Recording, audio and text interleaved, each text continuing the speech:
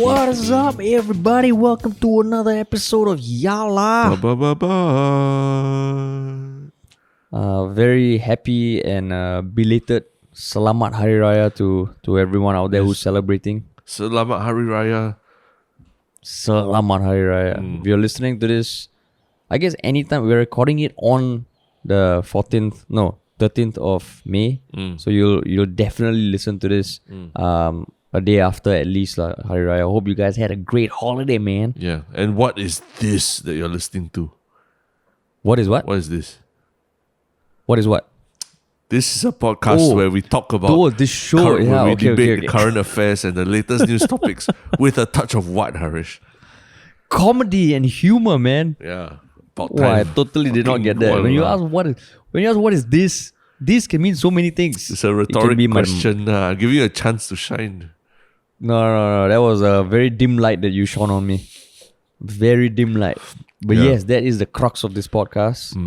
We do talk about the hottest news, and we've got some hot steaming news today. Yeah, it's a fun one. It's a fun one for sure. Yeah, it's a fun one. Yeah. But, and it was almost like we had to decide whether this was going to be the serious or the goofy topic for today, because it has serious implications, but it's so fucking goofy, man. Yeah.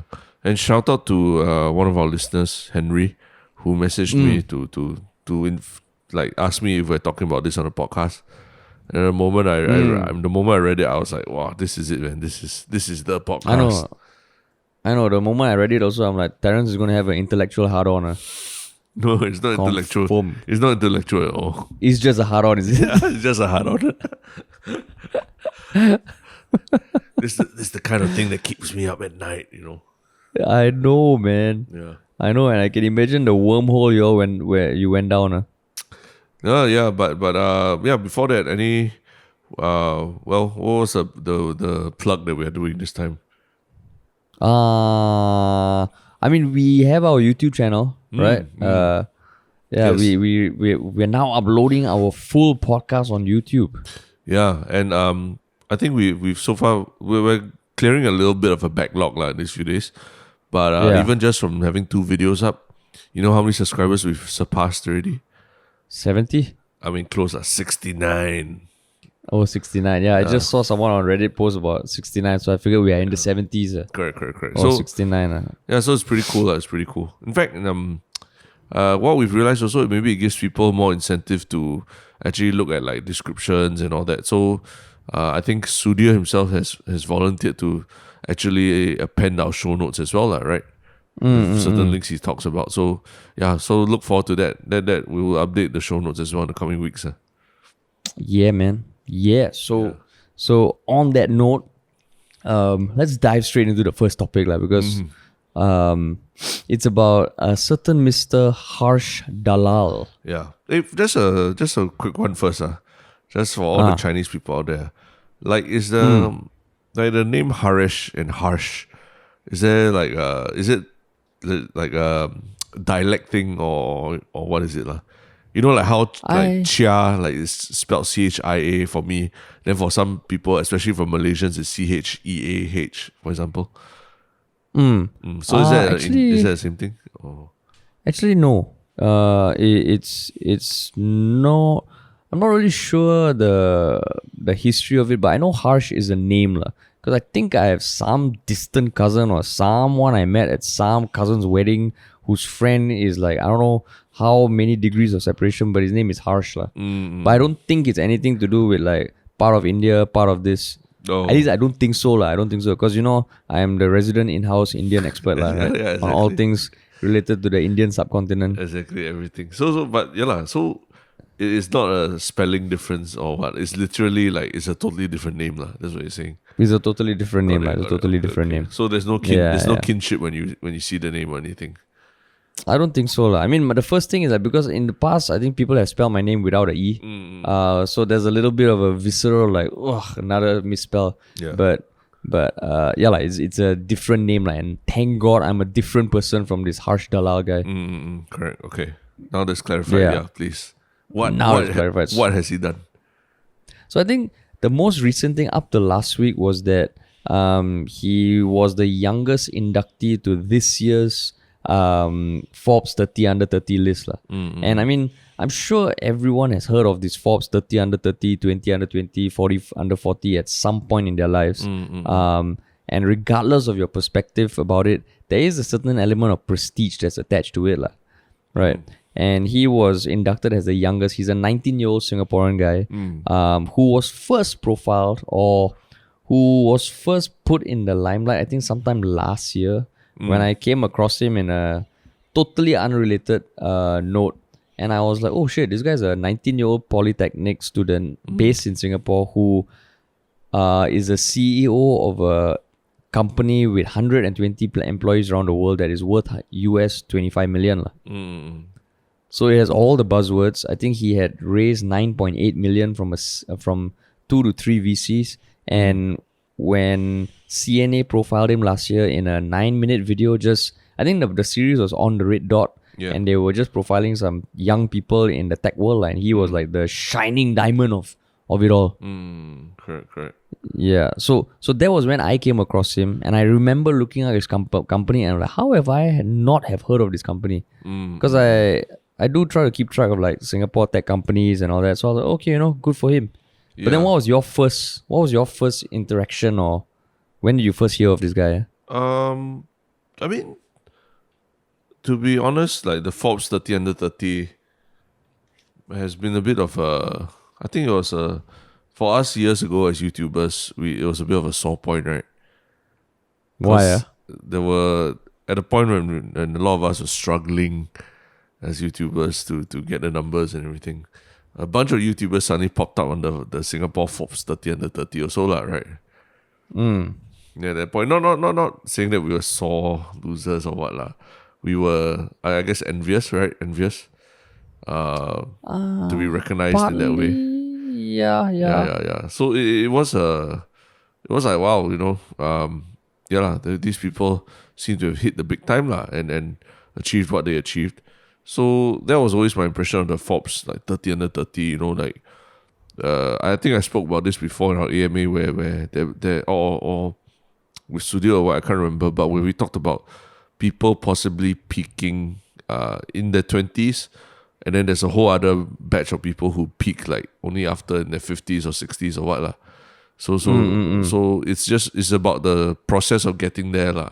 So you can't look at yourself at 30 and say, oh, I'm a failure, I'm never going to be good at something, So I always thought that, okay, that 30 under 30 is highlights those people who have made it, right, in that first group.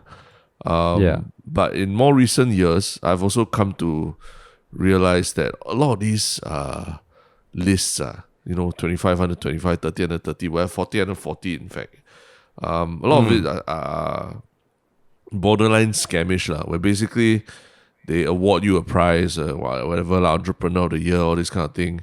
And then after that, they ask, oh, would you like to be featured in our magazine for a 5-figure sum, where you get a beautiful photo shoot and be on the cover of a magazine, for example. You know what I mean? And of course, if you're willing to pay, they're willing to hire the photographer and all that, right? And feature you up front. So I realized, this is literally like you're buying that position in there. You know what I mean? And the same goes of, I don't know how it works of Forbes 30 under 30, but it seems like there is a photo shoot, and they do need to take photos of you that look good, that fit the general theme of the whole thing. So I can't say for sure that Forbes 30 under 30 operates under that banner, but I know for a fact that this is how a lot of these young like entrepreneurs, Tatler, Prestige, and all that. A lot of them, that's how they operate and that's how they make money, and how it's it's a farce, basically. The whole But thing. you're saying that based on, do you know someone who has been through that process? Yeah, I do. Okay, you do that. I do. And I think I knew you did. I just wanted to clarify to our listeners that it's not just hearsay. It's not hearsay. You know someone who went through the process to appear on one of these magazines. But you know as well, right? Even not for individuals, but for companies, all the I know shows. the company awards, the marketing awards and all that. That is not a meritocratic process at all. You can buy your awards. And just to clarify, when I say buy your awards, I don't mean bribery, but when I was working in the corporate world, I know that we submitted ourselves for a few awards for marketing, and yeah, we got nominated and we won gold. Like, they always have gold, silver, and bronze. We won gold. But then the next question after we found out that we won gold was, okay, are we going to be attending and buying a table of 10 seats lah? Yeah. And then I found out that each table is $3,500, so that's $350 a seat. And if we don't buy a table, we can't accept the award. So I'm like, what the fuck? And here I was, my naive self, thinking like all awards are meritocratic. Like, what the fuck is going on? And I was pissed off. I explained to my boss, like, this is bullshit. And then she told me like, yeah, that's how it works though. I was like, what? What? And Harish has finally seen the world. Yeah, exactly. Like, what the fuck, yeah. So I mean, the reason why we're talking about these things under the surface is because if you haven't heard it, it all started with a Tech in Asia article that came out, I think 3 days ago, that was titled "Unraveling the my tabs." The tabs. Yeah, it was called "Unraveling something about the story of this guy lah." And they went down a rabbit hole, scrutinizing the remarkable tale of this teenage Forbes 30 under 30 inductee, where they listed down all the inconsistencies and issues they've had, either communicating with Harsh Dalal or getting some sort of info to make his case more credible lah. And the most recent thing, I think yesterday, was that Forbes themselves are updating the list to remove him. After doing a bit more digging, a little bit more digging around that, right? Yeah, literally to quote the post by Justin Doebel, who is the editor and executive director of content of Forbes Asia, his removal, i.e. Harsh Dalal, his removal comes after a careful consideration of the findings of a comprehensive review of the information that was used to qualify him for the list, as well as new information that has come to light in recent days. Yeah. So, I mean, it's all over Reddit, it's all over like the internets. But what about it in particular that you want to talk about? No, I mean... why did it trigger you so much? It triggered me because, I mean, we're just getting off a week. We're just finishing a week where everyone has taken umbrage at SPH's plans, and there's been big discussions about editorial, journalistic integrity, and how much effort our journalists put in, and what they do, and how they try to pursue the truth and portray the truth, and big debates about all these big issues. And then this thing comes along, and even before the Forbes article, there's that CNA an 8-minute video about this kid. It means it was easily they at least followed him around for one full day, right? Interviewed him. There's an 8-minute thing about him. There's a 15-minute podcast interview on Money FM, which is a MediaCorp. Is it a MediaCorp channel or what? I think so. Or is SPH Money FM? Oh, you no, carry on. I think it's MediaCorp lah. But either way, there's a 15-minute podcast on him where, again, these presenters / journalists / whatever are talking to him face to face. Yeah. But nobody even thought to just open up a website and just do a basic check on his credentials. Now, you ask me, Team Labs, his company that he claims is worth 25 million. Team Labs, you know what is Team Labs famous for or not? The Japanese company, right? Exactly. Team Labs is the name of the Japanese company that creates all those light shows at MBS and all that everyone loves to take Instagram photos at lah. And in Japan and a lot of parts around the world, they're huge. If you've been to MBS, when outside the food court there's this giant chandelier that has like whales, that shows whales and everything in the lights, right? That is designed by the company called Team Lab. So it's not even the name Team Labs itself is one of those things that probably we have all heard of, but we don't particularly remember because that's not the name of the exhibition itself or what lah. So nobody thought to nobody within CNA or MediaCorp or what thought to do even just a basic sanity check on this guy and see whether what he's saying is real lah. Like, are there really people using his software? Is it really like if you listen to the podcast that he did, Money FM, he talks about, my biggest competitors are Adobe and Slack, and they cost $500 a hit. My company, we do it $3 a hit. for the software. So I'm like, wow, these are ludicrous claims that honestly should be shaking the foundation of business around the world, right? So why is it that nobody has ever heard of it, and why would it need or why is it that everyone only use as MediaCorp or whatever got the exclusive scoop on this guy, right? And now it's such a joke because like even any layperson just open up your web browser and just look, Google the first investor that he talks about, Grand Canyon Capital, based out of New York. A New York venture capital firm that for some reason names itself after the Grand Canyon, which is all the way on the other side of the US, lah. But that's a small thing. But it's I mean the website is bullshit, lah. There's so many like broken links. It doesn't list anything of substance. It just claims to have money and invested in companies and believes in founders and shit like that. So it's like that like even this basic sanity check wasn't even there, and then they decided to embark on like making a video about this guy and essentially promoting his falsehoods, right? Yeah. So yeah. it's fucking fake news. It's just fake news all the way.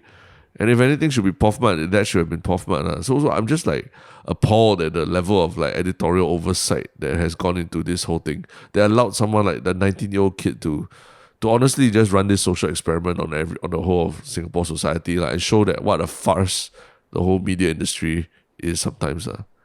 Maybe that's what he's doing. It's been a super elaborate social experiment to launch his YouTube channel. Yeah, maybe it's like, I don't know, maybe he's partnering with Dkosh or something. This is the next big social experiment. This is Dkosh's comeback. This is Dkosh's comeback.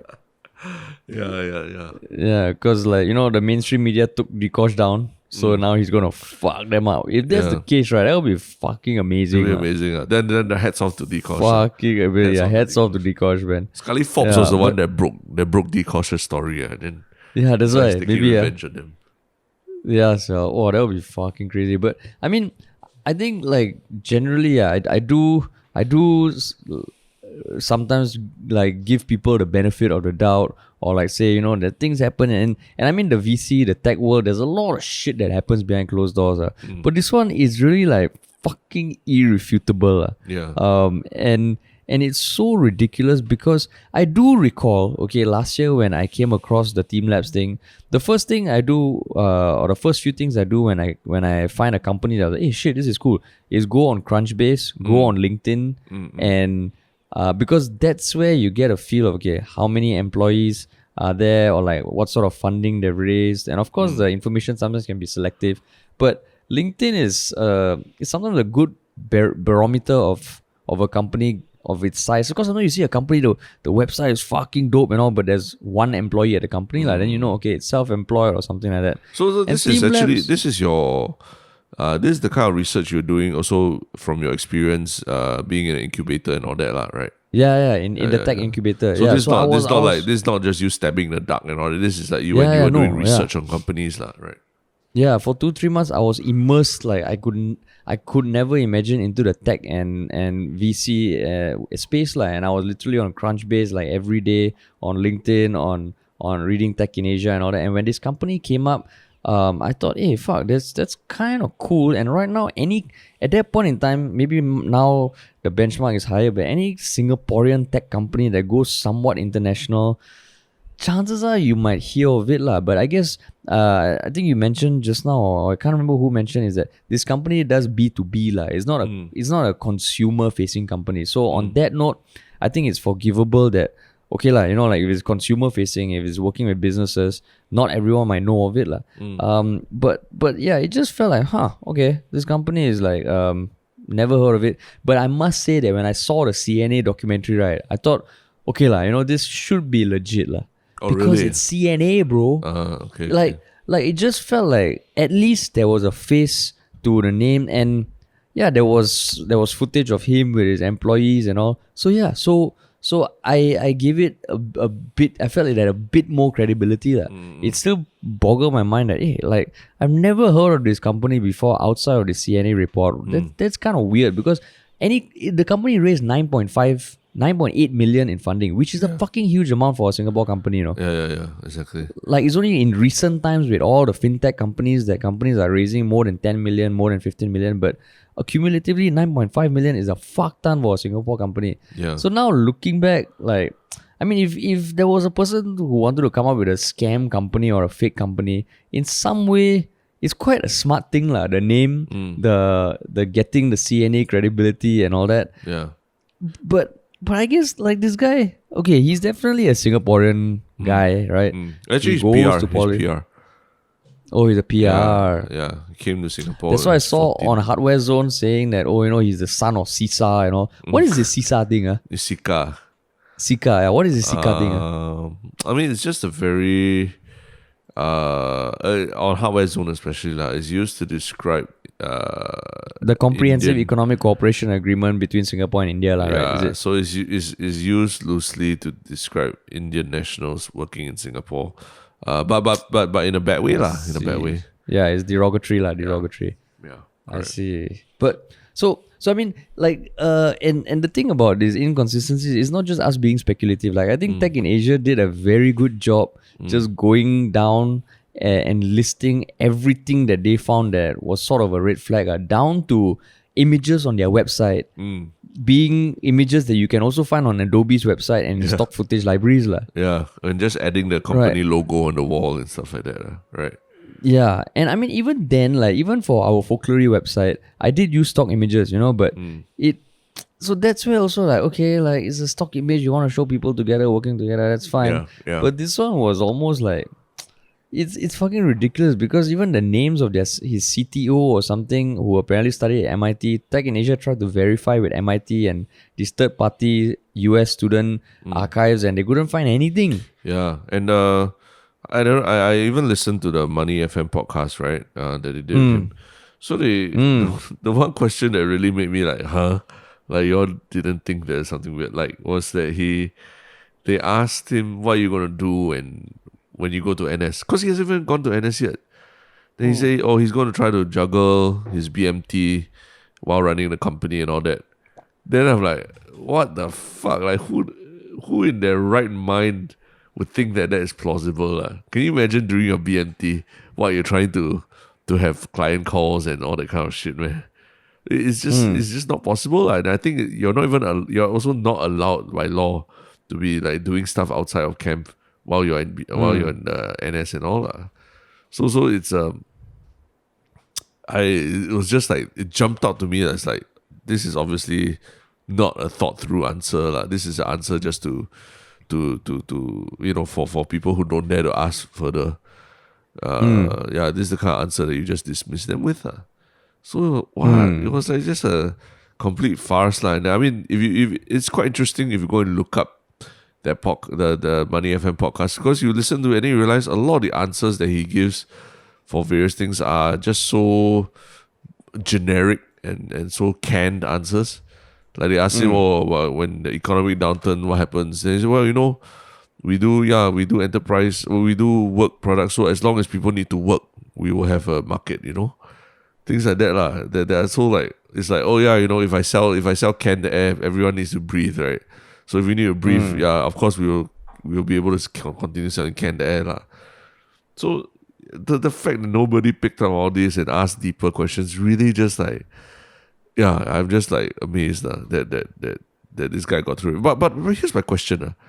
Because I see people online saying, hey, this is like Elizabeth Holmes of Singapore, the Theranos. Elizabeth Holmes is Theranos, Theranos. Theranos, which was the big startup that also raised billions in funding from very legit sources and VCs and all that. And and essentially they were coming up with something that allowed you to do blood tests on very minute amounts of blood. So it was meant to take away the fear of blood tests, right? Of big needles and all this. So she was actually trying to build something. And whatever you want to say, there was an office, there was there was investors, there were investor meetings, there's a CEO who was a very public face for the company and all these things. And it's just that they were not able to actually fulfill what they set out to do, right? So this guy here, I mean, it's a different case because he's not even creating a real product or anything. He was spending time probably, from what I gather, it seems like he created the venture capital the venture capital website and stuff like that, and was just creating this story around himself, lah. And then, what do you think the end goal was for this guy? Because it's very different. I feel it's very different from like the Elizabeth Holmes and Theranos thing, where she was still trying like all the way to the end to try and make something work, lah. But I mean, you mean this guy? Okay, so the reality of startups that raise external funding, there are so many instances where a company raises money first before they even have a product, right?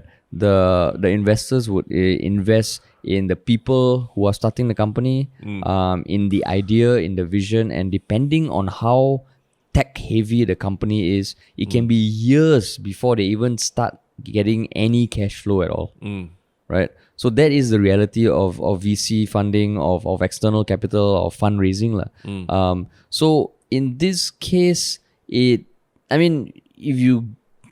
you go down the other angle and just play devil's advocate, on their website they do say they have a few products, and it might just be that right now they have these products that the next round it's all in beta phase, it's a closed beta, and they have raised a shit ton of money to make sure that happens. Like, I mean, even Clubhouse recently, they announced that they're now on Android, but it's not available to all. It's a closed beta. You need to be invite only. Correct. So tech companies do that, right? And tech companies sometimes take a fuck ton of time to get positive cash flow. The other thing about the tech world that I found quite counterintuitive, but I had no idea, is whenever you hear companies raise funds, you got your seed funding, which is the first round, then your Series A, Series B, Series C, Series D, and normally it is in line with the growth of the company. That's why you hear companies like they raise $125 million Series D funding.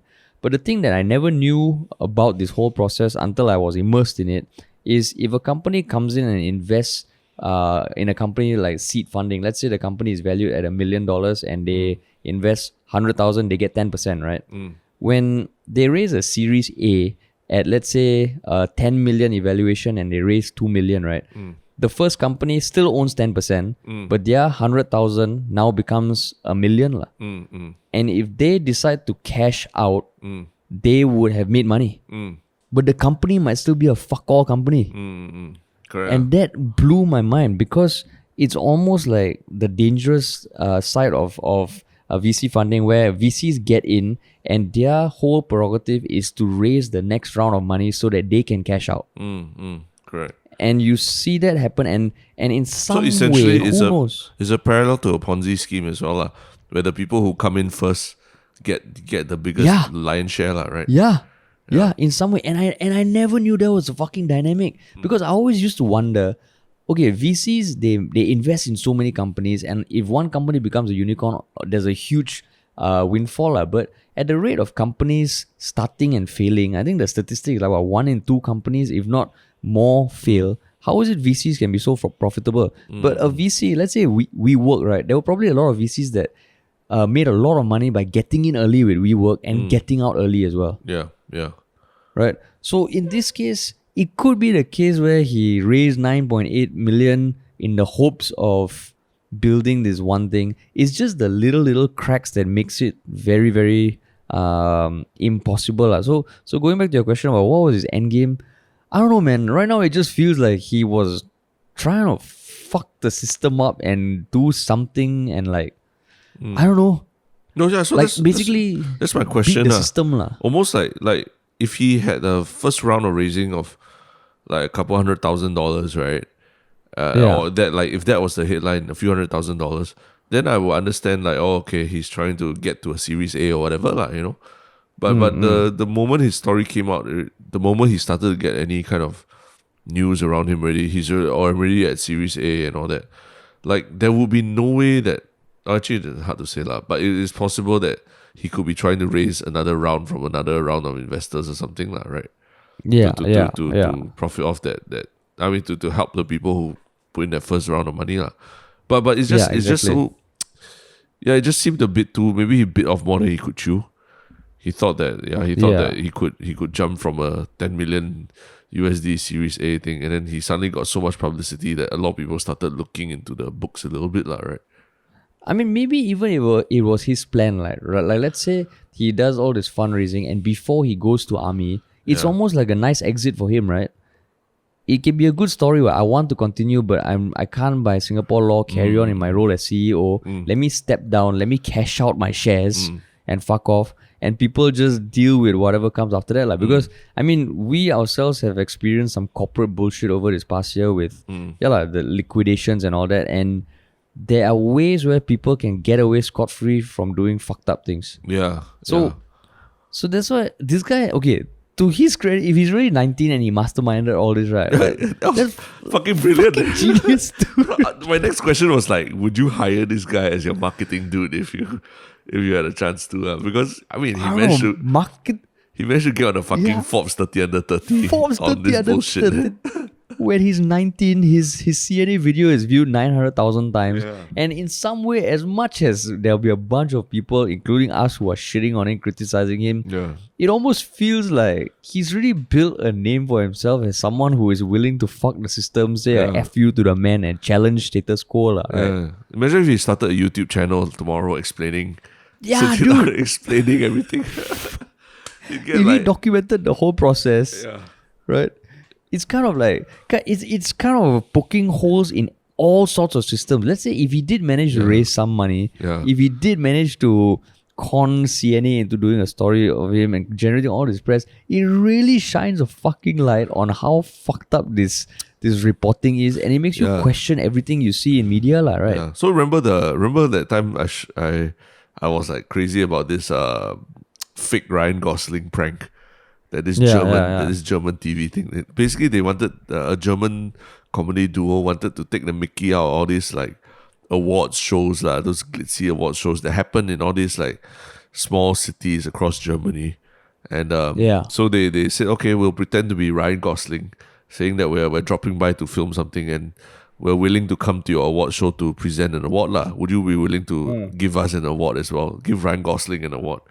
And they managed an award that never existed, right? Never existed before, you know. Yeah. And they managed to pull it off, man. Like the videos on YouTube is fantastic.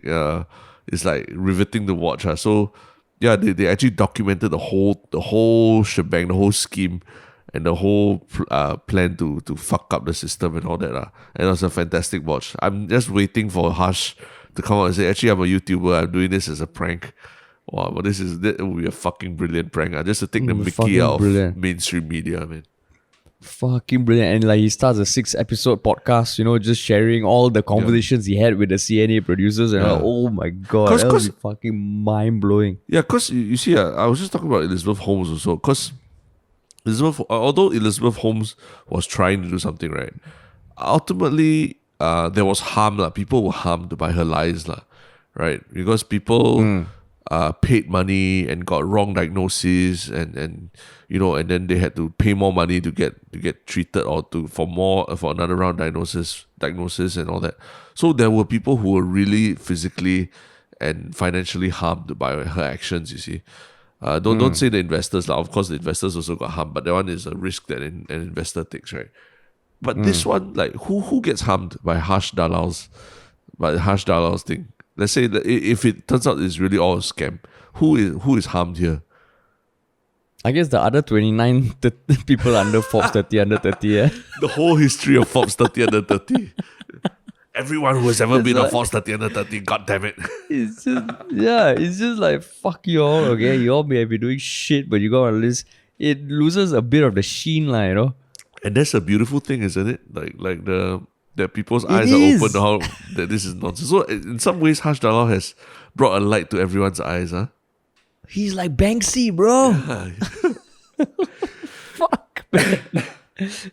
If it really turns out as him just saying, okay, the system is broken, because if you think about it, right, I mean, even years ago when Xia Shui had that whole thing with Gush Cloud, she posed as another company for like a year, right? Yeah, correct. Right. And I mean, okay, this one also, when we speak about media and all, we have our own experience of being on radio interviews, being on TV interviews, being on Talking Point and CNA interviews. And honestly, if on it, we said some stuff about, we're working on a movie with Steven Spielberg.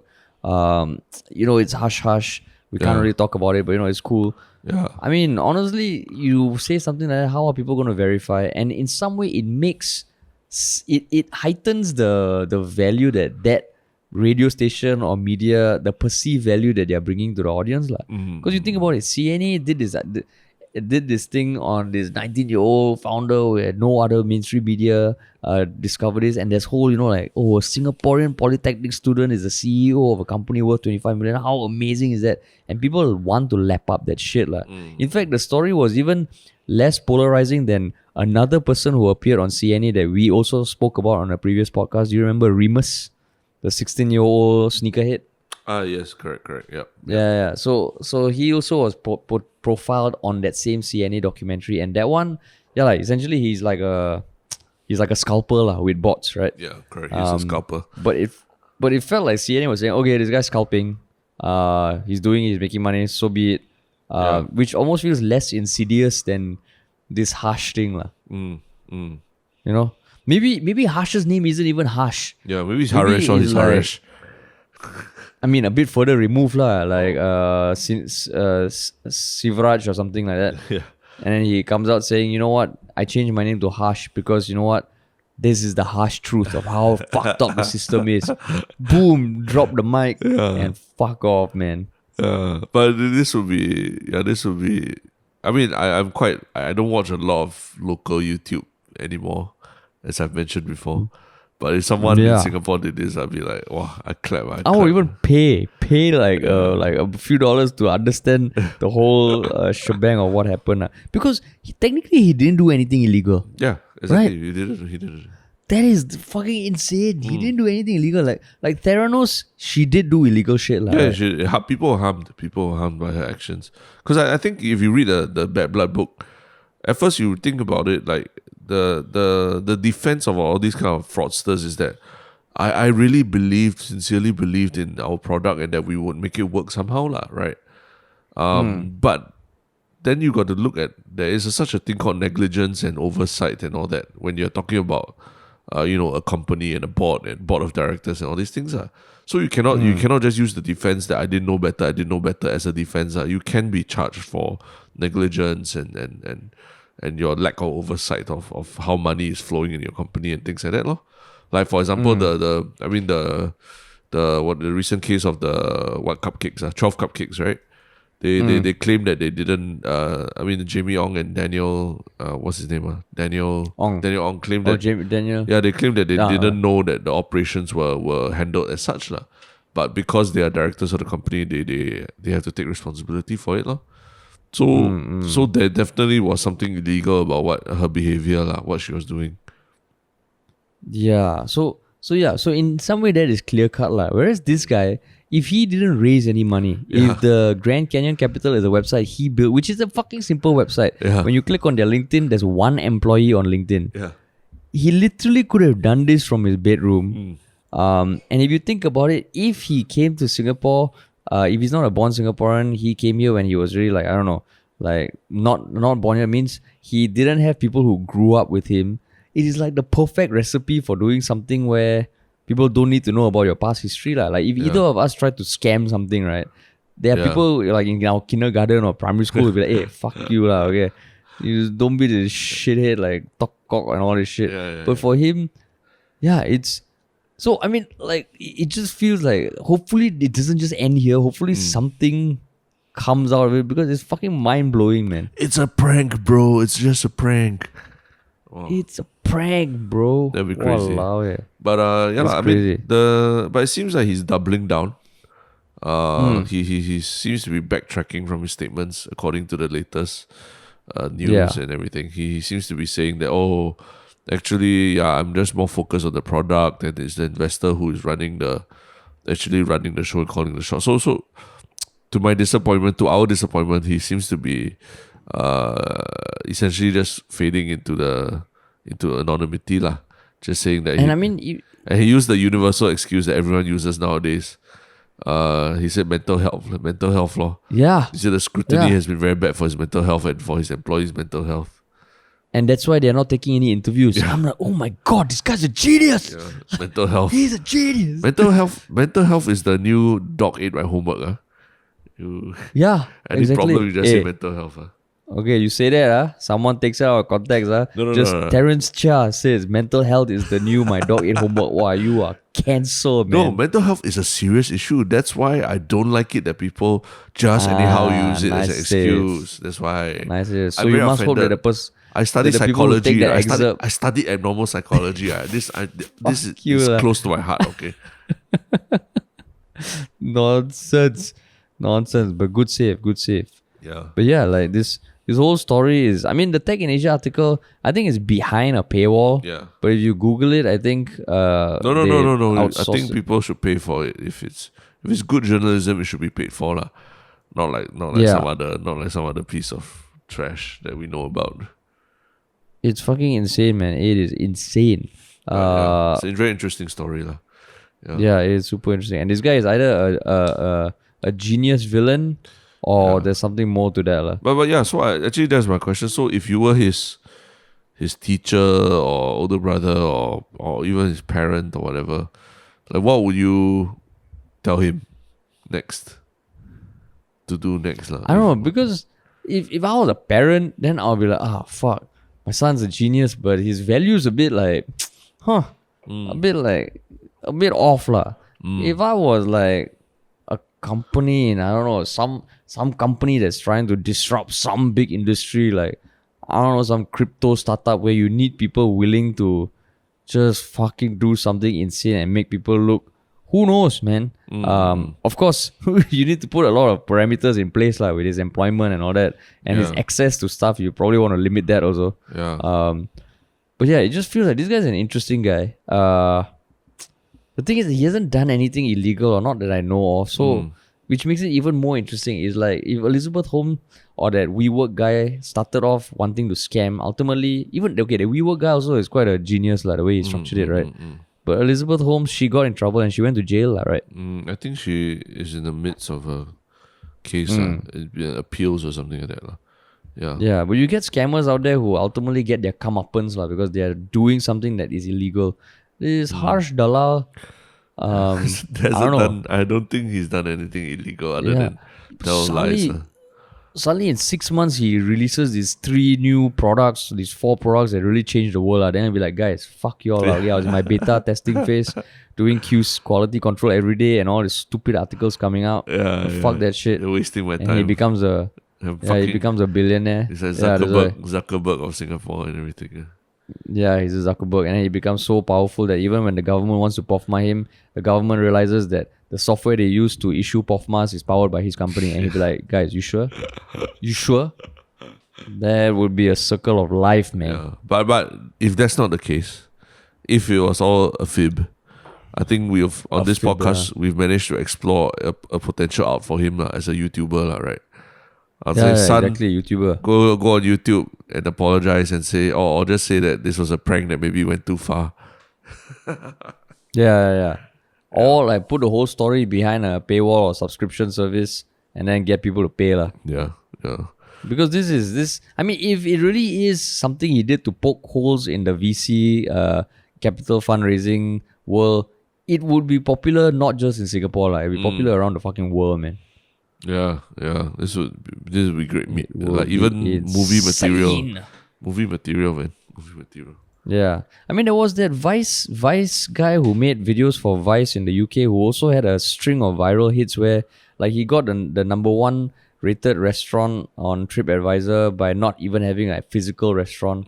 It was a big social experiment that he snuck into some other event, and then when he got so popular and he was invited to all his interviews on TV, he sent lookalikes. Yeah. So the whole social experiment stuff to this level. Of course, the pioneer is Ali G and Borat and all that, right? Yeah. But now this new wave is fucking interesting, man. Yeah, it's interesting. It is interesting. Yeah. But speaking of interesting, like I think the crypto world. I mean, we've been talking about crypto also, but the crypto world also has been rocked by some news recently. What is that news? It is the news that the announcement by Elon Musk, who I would say has turned into quite a crypto advocate. but he recently announced that Tesla, one of his companies, is no longer going to be accepting crypto payments for the car lah. And this And was that after caused and this was after they announced He- that they had actually bought like 1.5 billion of Bitcoin, right? In March or oh something like yeah, that. yeah. The 1.5 billion was not super long ago. It was I think a few months ago. And that they would also accept crypto payments. So that caused Bitcoin to surge lah. And Elon Musk right now is scary because he's almost like can single-handedly influence crypto markets lah. He's almost like the chairman of the Fed when like with Ben Bernanke last time, Alan Greenspan, they come out, they make an announcement, and currencies can tumble or surge lah. Yeah. Elon Musk is at that level now because after he announced, I think 2 days ago or a day ago that Tesla's not accepting crypto, Bitcoin tumbled by 15%, man. Holy shit! Wow. 15 fucking percent. And on January 29th, when he added the hashtag Bitcoin to his Twitter bio, Yeah. Bitcoin surged 14%. Oh shit! What the fuck? He's until like that, no. That is crazy. And he also caused Dogecoin to surge. Is it Dogecoin? I thought it's Doggy Coin or Dogecoin. No, it's Doge, right? I thought Doge is the meme. That's Is how you it? pronounce Doge. But there's the dog on it, what? Yeah, lah, but you never heard the Doge? DOGE? Well, heard- don't I say heard this in dog. front of your nephews and Dog. I nieces, heard please. dog or doggy. Doggy. I don't think so, lah. I Well, like don't think so. Two uncles trying to figure out how people. No, pronounce- okay. So according to the Wall Street Journal, it's pronounced as DOHJ coin. So it is Doge. There's Doge. Dogecoin. So okay, Dogecoin. so I mean some also prefer to use the first syllable like dog or doggy. Fuck this lah. Stupid contradicting shit. I mean, basically, it shows that it's not like as very well established or anything. It's a joke currency, lah. that right? But I mean, if you invested like $1,000 back in December or something, Yeah. it'll be worth like 100,000 right now, lah. Yeah. It is worth. Yeah, so I mean, it was just interesting because like when Elon Musk appears on SNL and he mentions that Dogecoin is a hustle, boom, Dogecoin tumble. When he says Tesla is accepting Bitcoin, boom, it surges. When he says Tesla is not accepting Bitcoin, boom, it tumbles. It's Yeah. fucking scary, man. Yeah, I mean that's what you get for being the world's richest man with a Twitter account. I mean he's not the world's Yeah. richest man lah, but he's one of the richest lah, right? One off. Yeah. And I mean, since 2017, he's been kind of talking about crypto every once in a while. But now I think as early as 2019, he used to like speak highly of Bitcoin and how the structure is brilliant and that crypto is the future lah. Yeah. But then it's the stuff he does with his company that really causes the monumental seismic shifts. But actually, the reason why Tesla stopped accepting Bitcoin is quite interesting also, lah, right? And if it's primarily because of environmental concerns, because Bitcoin requires a lot of computing power in order to mine, right? So that computing power essentially is you need electricity, right? And electricity, when you plug into the wall, is off the grid, and from the grid is usually fossil fuels and everything, lah. So it goes against the ethos of what Tesla is about, right? Like, I mean, Tesla is about clean energy and not using fossil fuels as much. So that's why I think they also had pressure from investors as well, Tesla investors. But I mean, it just feels like it feels like this is one of those things that under the surface feels like there's more lah, because in February, Tesla announced that it had bought $1.5 billion worth of Bitcoin and would soon accept it as payment for cars. And you would think like, I mean, Tesla is a huge company, but if they really did buy 1.5 billion of Bitcoin, and I assume if they're saying that publicly, given it's Bitcoin built on the blockchain, it's very easy to verify lah. So I assume that was true.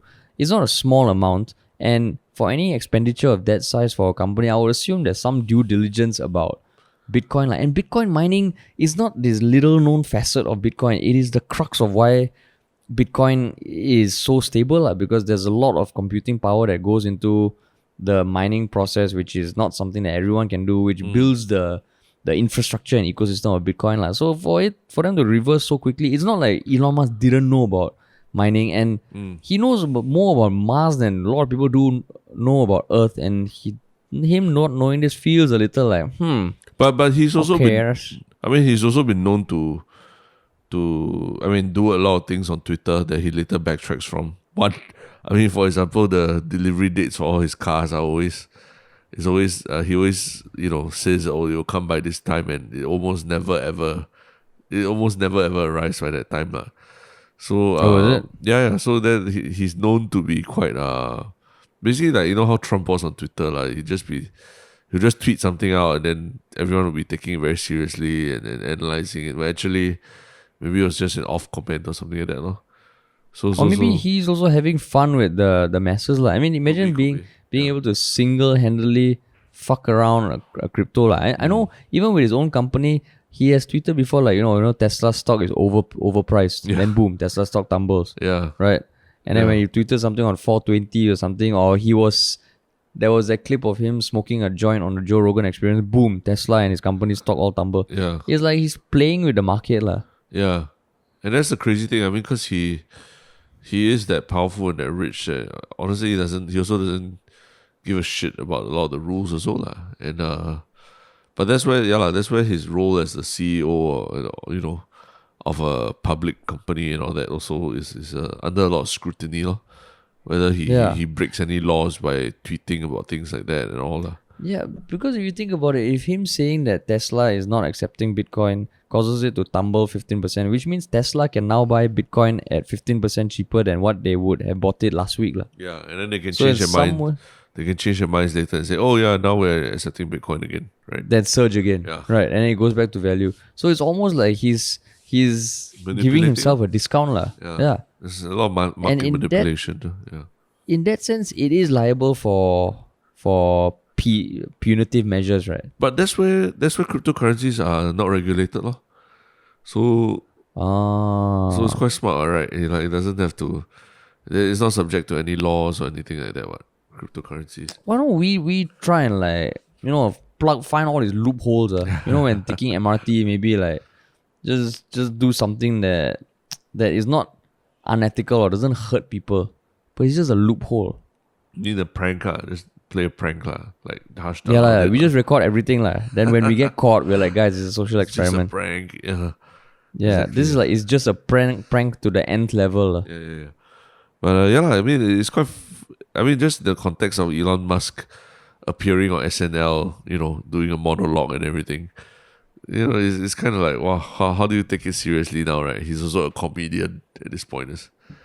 So it's like anything he tweets or what also changes the market. That's where he's also smart enough to know that, okay, by appearing on SNL, he's going to get another burst of mainstream media coverage. Yeah. So why not couple that with something? So, I mean, of course, this is all speculative, but I think the main thing that I always encourage people to do is that whatever you see on the surface on the media, if it seems accidental or serendipitous, there's a high chance it's not. If it seems planned and whatnot, there's a high chance it might not be planned also. I think with regards to film and media, I remember as I spent more and more time in this industry, I came across more and more examples of directors themselves when asked, how did they get this wonderful shot of this sunset, just as the sun was going down, a final shot, how do you get this? And the simple answer, instead of all those people who speculated, they planned, they waited, they're like, yeah, we were running out of time, the battery was dying, this was our last shot, we put it in and we got it. It's like, when we study literature in secondary school, yeah, it always is about, what the writer meant, what the writer did, but who knows what the fuck the writer was thinking about, right? Yeah. And then we read a lot more intent into people's actions than they actually were, right? Yeah, which in some way is interesting that both our stories today involve people in the tech world, which does get a lot of buzz, which does have things go viral quite often, is full of smart people, and it just feels like, here are two individuals who potentially know the game so well that they're just having fun with it. Yeah. And whether it's true or not is up to you to decide. But I think like Harish said, always must do the sniff test. Just go and Google one or two sites, go and read up about it. Because there's a new scam every single day. You know, I was just having a conversation with someone. It's like, the thing about cryptocurrency, for example, now is just at the right level of like, it's just too hard for the layman to understand. You know, but it's not difficult to get into it. You know what I mean? So it's almost like entertainment, like gambling already, lah. You know. So it's just that much out of reach of the layperson to understand. So there'll be gaps in your knowledge that are not easily filled, even by talking to smart people around you and all that, lah. And because but it's still so easy to get into it that it will be you can get addicted to it, lor, to it, like how gambling works as well, with your brain and all. So you gotta be careful. Yeah, exactly. I mean, like it's now just this past year there was the most recent one, that Envy company. Then last year the Newcastle thing. Then I just feel this is probably happening a lot, and slowly they're being uncovered. But even around you, right, I'm pretty sure, right, everyone listening in your circle of like, I don't know, 10 or 20 friends, there's one fucker doing something shady. Yeah, Confirm. you're talking about your crypto friend, no, right? No. I think anyone listening to this podcast, anyone in Singapore, maybe 30 plus, 40, with your friends working and all, Yeah. if you count like the 20 people, maybe 20 people around you, who you see relatively often, you're there's right. one fucker, fucker doing something. You're right. I know someone who, like, I haven't seen in a while. Now suddenly he's a cryptocurrency advisor and all that, lah. But I'm not saying cryptocurrency advisor immediately means something fucked up. I'm just saying that it could be in any industry. Because I also know that in crypto, there's a lot of interesting stuff being done by good people. Yeah. So don't make that extrapolation and put words in my mouth. In fact, we are thinking of talking to someone in the finance field as well, lah, right? Correct, yeah. About this. And I do want to ask more questions and dig a little deeper and literally ask, like, how do I differentiate a scam from something that's not a scam, lah? In your field, right? So that would be quite exciting. Yeah, exactly. Yeah. But yeah. So I guess it's just the main thing, like, have some POFMA in your life, man. Everybody needs a little POFMA. Everybody needs a little POFMA. Yeah. But yeah, man. Yeah. So on to our next segment, which is your one shook comment of the week. I think you know which one's mine, so I'll let you go first. Yeah. No, why don't you go first? Because I think I defaulted to that, but yeah, I'm just looking at the other comments on the Reddit, so you can talk about that first. Yeah, sure. So this was a comment that came in. I think is it today, I believe. And it was actually from Sulking Scissors. It was titled "Through the Darkest of Times." So it's quite it sounds a bit more ominous than the usual content on our subreddit, lah. But I think Sulking Scissors just mentioned that on 12 May, his or her dog passed away, and on the way to her the dog's cremation, Sulking Scissors was listening to episode 157 where I mentioned the part where I was at East Coast with my dogs and had an unpleasant encounter with a cyclist, a spandex wearing villain. And then Sulking Scissors just said it hit me hard because he or she realized that he won't have the chance to bring the dog out on such activities anymore, but it also brought comfort knowing that there are fellow dog lovers out there like Terrence, and so there was a bittersweet feeling in the heart. They said although the topic has no correlation with what the person was going through, they're just very happy that that the podcast accompanied this person through a very difficult time in their life. And they say, they have no real reason for making this comment except to let us know that this podcast is more than just a podcast with a touch of humor. Wow, holy shit, man. Holy shit. I tell you, when I saw this comment, I immediately screenshot it and sent it over to Harish, because I was like, wow, yeah, no. This is why we do it, right? This is why we do what we do. Yeah, like it's printed out and framed already. Yeah. I mean, sorry about the dog and all, but it's a community where we're building here, and yeah, it's good that you share with us the issues that you care about, and we also know that there are other people out there like me who care a lot about dogs and stuff like that. So yeah, that definitely affects the kind of things we talk about, and we're super proud that you chose us to accompany you on some of the most difficult times of your life or so lah. Yeah, and I mean sometimes like the there are times when it's late and we need to record a podcast, and like I think it's comments like that do give a little bolt of like, okay, guys, you gotta keep doing this, man. Yeah, You got to keep doing this. I mean it's literally like almost 1 a.m. right now, right? Yeah, correct. But yeah, Correct. these kind of things really motivate us to, like we just feeling that there's a community of people out there that look forward to this lah. Yeah, exactly. And I mean, about my one show comment is something that actually was posted like 2.5 weeks ago, which I wanted to highlight at some point, but I don't think I have. It's posted by adventurous _ad _5533. And basically it was a new thread.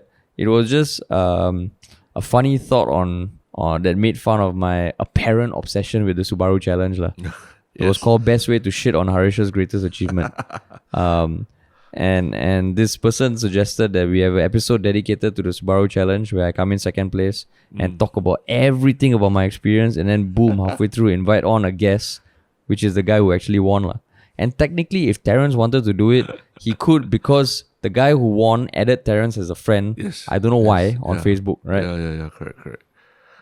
No, he added me because I mean the long story is that I think on the first night or Halloween night or something like that, I went to visit. You came to visit, yeah. After like a Halloween party at Zouk or something like that, I went to visit you were Harish. wearing. Yeah. You were wearing what costume? What were you wearing? No. The Cookie Monster. Cookie Monster. Yeah, which was very popular. Monster. It was very, very, very popular at Zouk, by the way. Did you get any numbers or anything as a result of that? No lah, but a lot of people wanted to fucking you got friend zone lah. You got friend zone. You got friend zone on Halloween with your fucking Cookie Monster costume. Do you take selfies? You take selfies with friends?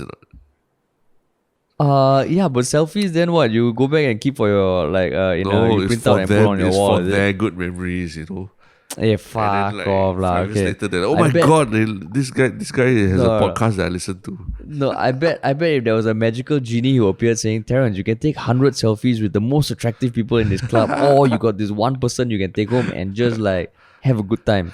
Yeah. You honestly tell me, you would say, you know what? I think I can deliver more value to these 100 people with their selfies than one lustful night with the girl of my dreams. No, I wanted to deliver like happiness to people. Okay, that's the same reason that I also came to visit you after that as well. Yeah, that's because you didn't get late. That's because you didn't. By the way, get late. The point is after that I went to visit Harish. I think he was there as well. And I think it was just there. I mean, it was just funny. He probably just thought, oh, it's quite funny that Harish has like, people who, because it was like I was the only person visiting anyone at that point in time. So it was like dead quiet. Then I was like, hey Harish, yeah.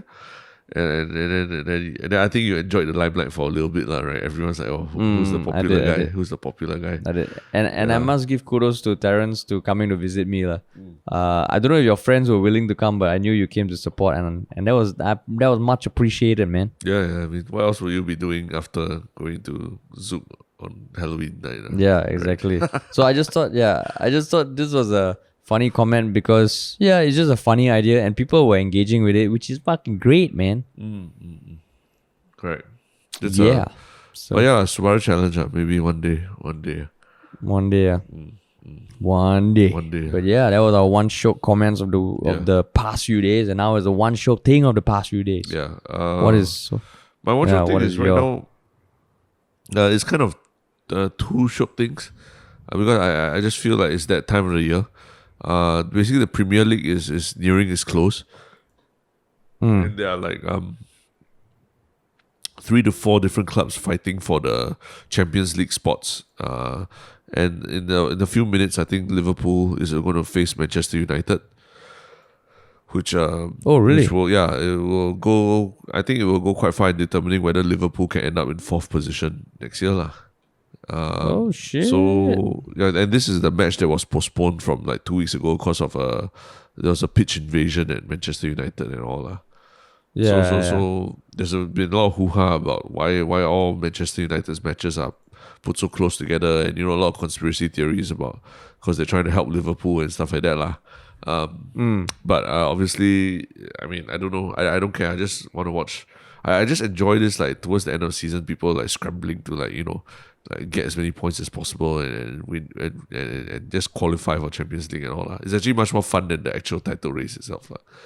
Unless Oh, really, yeah? unless it's like neck and neck to the end lah, which it was for when remember Man City and Man U all those years ago. Yeah. But yeah, so on the other flip side of things in the US, in the NBA, this year they're introducing, because it's a shorter season, it's 72 games versus 82 games. They are introducing a play-in tournament where rather than just like the top 8 seeds go into the playoffs, the top 6 seeds go into the playoffs, but the final 2 spots will be played for in a tournament between the 7, 8, 9th, and 10th seeds. So so basically, right now there's even a chance that LeBron James might actually be part of that play-in tournament alongside Steph Curry and the Warriors. So it's I mean, although a play-in tournament is essentially you have to win 2 out of 3 lah. You have to basically win 2 out of 3 matches lah.